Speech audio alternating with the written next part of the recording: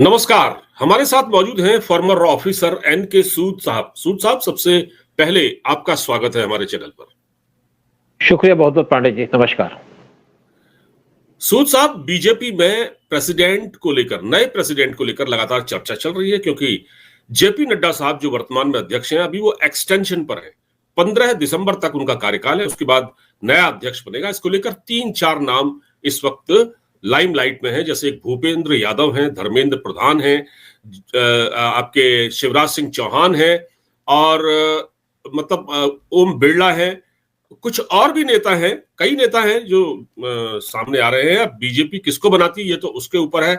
और इसको लेकर बीच में ऐसा भी सुना गया था कि आरएसएस के फेवरेट कोई और है, ये शिवराज सिंह आरएसएस के फेवरेट है। दूसरी तरफ मोदी जी के फेवरेट कोई और है, मोदी और अमित शाह के। तो आपको क्या लगता है इन चर्चाओं के बीच ये अध्यक्ष किसको बनाया जा सकता है, कौन हो सकता है? कोई सरप्राइज देगी बीजेपी इस बार? देखिए, सरप्राइज तो हमेशा रहता है मोदी जी के काम में। एक्चुअली नड्डा साहब का टेन्योर हो चुका पूरा, और नड्डा साहब की कुछ कंट्रोवर्सी हो गई थी जब उन्होंने आरएसएस के ऊपर कुछ एलिगेशन लगा दी थी कि हम आरएसएस के बगैर भी इलेक्शन जीत सकते हैं, जिसको उनको कहने की कोई जरूरत नहीं थी। और अभी वो एक्सटेंशन पे चल रहे हैं। बीजेपी और आरएसएस के कुछ डिफरेंस आ रहे थे। बहुत से लोगों ने देखा होगा कि बीजेपी और आरएसएस आपस में खींचतान चल रही थी।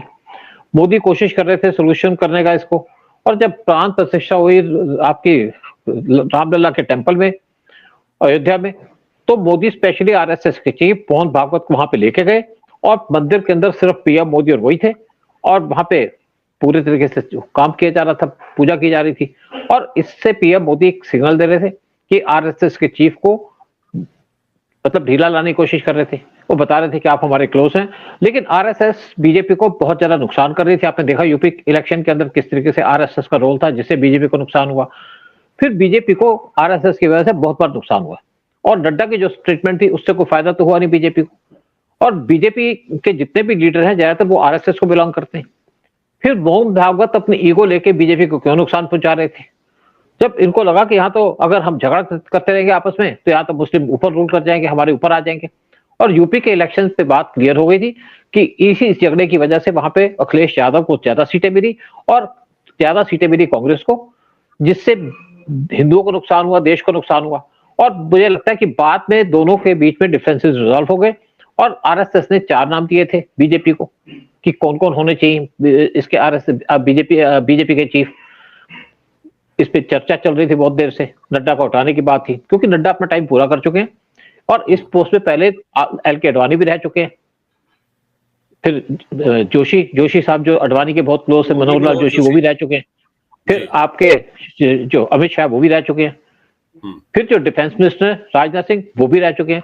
और राजनाथ सिंह के टाइम में बीजेपी को पीएम मोदी को प्रमोट किया गया था एज ए पीएम, और पीएम मोदी उसके बाद पीएम बन गए इलेक्शन जीत करके। अगर पीएम मोदी तब इलेक्शन ना जीते तो बीजेपी कभी भी पावर में ना आती। लेकिन आज फिर इस पे चर्चा हो रही है, शिवराज सिंह चौहान का नाम दिया जा रहा है। शिवराज सिंह चौहान सीएम थे मध्य प्रदेश के, और मध्य प्रदेश में उन्होंने बड़ी अथॉरिटी से रूल किया। अच्छा उनका कंट्रोल था, अच्छे वो वर्कर हैं, और अच्छी उनकी ऑर्गेनाइजेशन पावर है।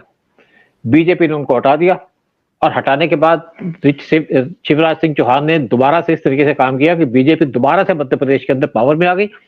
तो उनसे आरएसएस भी खुश थी, उनसे पीएम मोदी भी खुश है, और राजनाथ सिंह को पीएम मोदी ने सेंटर के अंदर मिनिस्टर बना दिया, शिवराज सिंह को। जी। लेकिन साथ में कुछ और भी नाम चल रहे थे जिसपे कुछ आपस में डिफरेंसेस भी थे, क्योंकि आरएसएस चाहती थी विजय राजे सिंधिया उनको बीजेपी का प्रेसिडेंट बना दिया जाए। लेकिन पीएम मोदी और अमित शाह उनके खिलाफ है, क्योंकि विजय राजे सिंधिया कहती है कि मैं पीएम मोदी से सीनियर हूं, यानी कि मोदी से सीनियर हूं। वसुंधरा राजे कहती है कि मैं पीएम मोदी से सीनियर हूं, और इसीलिए दोनों के डिफरेंसेस हैं।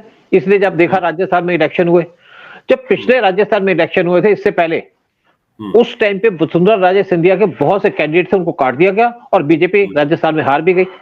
तब कांग्रेस आ गई। इस टाइम पे जब इलेक्शन हुए तो वसुंधरा राजे सिंधिया को साइलेंट किया गया था, लेकिन एंड में वसुंधरा राजे सिंधिया को सेंटर में ले आए, क्योंकि उनका काफी इन्फ्लुएंस था राजस्थान के अंदर। सेंटर में ले आए तो उसको लगा कि मुझे फिर सीएम बनाएंगे, लेकिन पीएम मोदी और अमित शाह ने उनको सीएम नहीं बनाया, बल्कि किसी दूसरे को सीएम बना दिया, उससे तब भी नाराज थी।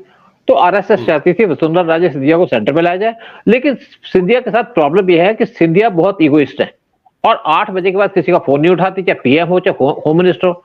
इसलिए बीजेपी के अंदर पीएम मोदी और अमित शाह उनको पसंद नहीं करते, लेकिन साथ में कुछ और भी नाम आ रहे थे, जैसे विनोद तावड़े जो कर्नाटका से आते हैं। लेकिन अभी आपने देखा उनकी कंट्रोवर्सी हो गई थी, उनके ऊपर के एक फॉल्स केस बना दिया गया था पैसे लेकर के। फिर सुनील बंसल का नाम भी था, ओम माथुर का नाम चल रहा था काफी जोर शोर से, लेकिन उनको शायद अभी वो कंसिडरेशन के जोन के अंदर है। लेकिन फाइनली कहा जा रहा है कि धर्मेंद्र प्रधान इस टाइम हो सकते हैं बीजेपी के नेक्स्ट प्रेसिडेंट। इसके अंदर गडकरी का नाम भी था, लेकिन गडकरी सीएम पीएम नहीं बनना चाहते, गडकरी बीजेपी के प्रेसिडेंट नहीं बनना चाहते। फिर फडणवीस का नाम भी चल रहा था, और पीएम मोदी किसी भी तरीके से फडणवीस को ये नहीं चाहेंगे कि उनको बीजेपी का प्रेसिडेंट बनाया जाए, क्योंकि पीएम मोदी चाहते हैं कि फडणवीस का रोल महाराष्ट्र के अंदर और ज्यादा इंपॉर्टेंट है। अगर वो सीएम रहेंगे तो बहुत काम कर पाएंगे, क्योंकि फडणवीस बहुत अच्छे काम करते हैं, मेहनती भी हैं, ऑनेस्ट भी हैं। और जिस तरीके से फडणवीस ने महाराष्ट्र के अंदर बीजेपी को दोबारा पावर में लाए हैं, उसके लिए पीएम मोदी उनको बार बार मुबारकबाद देते हैं। और उनको आपने देखा दोबारा पीएम मोदी, जब फडणवीस सीएम थे, शिंदे के आने के बाद फडणवीस डिप्टी सीएम रहे शिंदे के नीचे, जबकि शिंदे को शिवसेना से तोड़ने वाले फडणवीस हैं, और फडणवीस ने शरद पवार की जो पार्टी है उसको भी तोड़ा है, और अब वो सीएम बन गए महाराष्ट्र के। तो पीएम मोदी चाहते हैं कि शाह चाहते हैं कि फडणवीस का सिर्फ रोल रहना चाहिए महाराष्ट्र के अंदर, ताकि जो वहां पे डेंजर है उद्धव ठाकरे की शिवसेना से या शरद पवार की पार्टी से, उसको वो वहीं पे काउंटर करते रहे, क्योंकि इस टाइप पे महाराष्ट्र एक बड़ा इंपॉर्टेंट रोल प्ले कर सकता है आज और फ्यूचर के अंदर भी। तो फडणवीस का पीएम मोदी चाहते हैं, शाह चाहते हैं उनका रोल लिमिटेड रहे महाराष्ट्र के अंदर और वहां पे काम करें। तो इसलिए एक जो नाम चल रहा है सबसे आगे इस टाइम पे, वो चल रहा है आपका प्रधान का, धर्मेंद्र प्रधान मिनिस्टर है, बड़े एफिशिएंट मिनिस्टर। हाँ जी, मिनिस्टर है, बड़े एफिशिएंट मिनिस्टर है। इनके फादर बीजेपी के अंदर पहले से हैं, और इनके फादर मिनिस्टर थे जब अटल बिहारी वाजपेयी की गवर्नमेंट थी। धर्मेंद्र प्रधान इस टाइम पे सेंटर में भी मिनिस्टर भी हैं, लेकिन इनका नाम तब आगे उभरा जब हरियाणा में इलेक्शन हुए, और हरियाणा के इलेक्शन के टाइम में धर्मेंद्र प्रधान ने बहुत ज्यादा मेहनत की, और ये इवन लोअर कैडर के लोगों से मिले, कैडर के हर एक कैडर के लोग का नाम जानते हैं, हर एक आदमी का नाम जानते हैं जिनसे इनकी मुलाकात होती है, मेमोरी बहुत अच्छी है। और धर्मेंद्र प्रधान जब हरियाणा में थे तो वहां पे इवन जो बीजेपी के एंटी बीजेपी लोग थे, बीजेपी छोड़ के चले गए थे, जिनको टिकट नहीं मिली, उनके साथ भी उन्होंने कांटेक्ट मेंटेन करके रखा। हरियाणा में बीजेपी के जीतने के ऊपर धर्मेंद्र प्रधान को बहुत ज्यादा क्रेडिट भी दिया जाता है, और ये रूट लेवल पे काम करते रहे, यानी कि नीचे नीचे काम करते रहे, और साथ में इनका बहुत ज्यादा रोल भी रहा इलेक्शन और उसके बाद भी।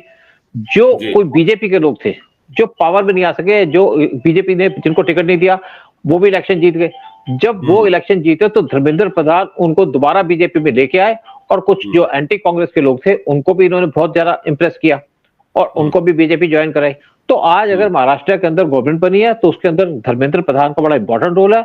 इनकी आरएसएस से भी अच्छे रिलेशन है, क्योंकि ये एबीपीपी के मेंबर भी रहे शुरू से, यानी कि जब स्टूडेंट थे तब भी बीजेपी के साथ इन्वॉल्व थे, आरएसएस के साथ इन्वॉल्व थे, और इनके बनने से आरएसएस को भी कोई प्रॉब्लम नहीं है। तो मुझे लगता है कि जो सबसे अच्छा चांस बन रहा है वो इस टाइम पे बन रहा है धर्मेंद्र प्रधान का, कि वो नेक्स्ट बीजेपी के प्रेसिडेंट होंगे। बाकी भी ये नहीं पता कि मोदी साहब की क्या सोच है, क्या सोचते हैं, लेकिन एक बात तो पक्की है कि धर्मेंद्र प्रधान उड़ीसा से आते हैं, और उड़ीसा के अंदर जो प्रेसिडेंट इलेक्शन हुए थे, जब बीजेपी वहां पे पावर में आई है, उसमें भी धर्मेंद्र प्रधान का बड़ा इंपॉर्टेंट रोल रहा। तो ऐसा लगता है कि धर्मेंद्र प्रधान को और ज्यादा इंपॉर्टेंट रोल दिया जाएगा, यानी कि बीजेपी का प्रेसिडेंट बनाया जाएगा, ताकि पार्टी इतने अच्छे तरीके से इंप्रूव कर सके, और बीजेपी एक यूनाइटेड पार्टी अपने आप को फेस कर सके इलेक्शन के अंदर, साथ में आरएसएस भी इनके साथ रहे। तो लेकिन जो भी नाम अप्रूव किया जाएगा बीजेपी के द्वारा, उसके अंदर आरएसएस की अप्रूवल ली जाएगी, क्या उनको तो कोई ऑब्जेक्शन नहीं है? जी सर, एक चीज मैं पूछना चाह रहा हूं। बिल्कुल ठीक है, धर्मेंद्र प्रधान अभी 55 साल की उम्र है और अच्छा काम करते हैं, वर्सेटाइल हैं, मेमोरी बहुत अच्छी है इनकी, लोगों से कांटेक्ट करते हैं, जो हरियाणा में बहुत अच्छा रोल रहा जैसा कि आपने बताया। अगर हम पूरे देश की बात करें, अगर हम उत्तर प्रदेश की बात करें तो उत्तर प्रदेश में बीजेपी की 240 सीटें आई। अच्छा, बीजेपी को एक ऐसा अध्यक्ष चाहिए जो कि उत्तर प्रदेश को भी नजदीकी से जानता हो, क्योंकि उत्तर प्रदेश में जातियों में बटा हुआ है, उत्तर प्रदेश में कास्ट पॉलिटिक्स बहुत ज्यादा होती है। तो उत्तर प्रदेश को फोकस करते हुए अब जैसे शिवराज सिंह चौहान है, शिवराज सिंह चौहान भी आरएसएस के बहुत नजदीक है, और आरएसएस का वर्क मध्य प्रदेश में गांव गांव तक है, अंदर तक है काफी। तो क्या धर्मेंद्र प्रधान उत्तर प्रदेश के लिहाज से, जो उत्तर प्रदेश की, अगर हम सिर्फ उत्तर प्रदेश की बात करें, क्योंकि वहां से 80 लोकसभा सीटें हैं, तो उसको फोकस करते हुए आपको क्या लगता है देखिए कि धर्मेंद्र प्रधान या शिवराज सिंह चौहान? देखिए, मेरे हिसाब से धर्मेंद्र प्रधान शायद ज्यादा सूटेबल है जी। अगर आप उत्तर प्रदेश की बात करें। अगर बीजेपी की तरफ से या आरएसएस की तरफ से कोई इंटरफेरेंस ना हो, तो वहां पे योगी अकेले संभाल सकते हैं सिचुएशन के ऊपर। मेन क्या है कि कैंडिडेट की सिलेक्शन, और धर्मेंद्र प्रधान के बारे में कहा जाता है ये न्यूट्रल है, किसी को फेवर नहीं करते, किसी को हेट नहीं करते।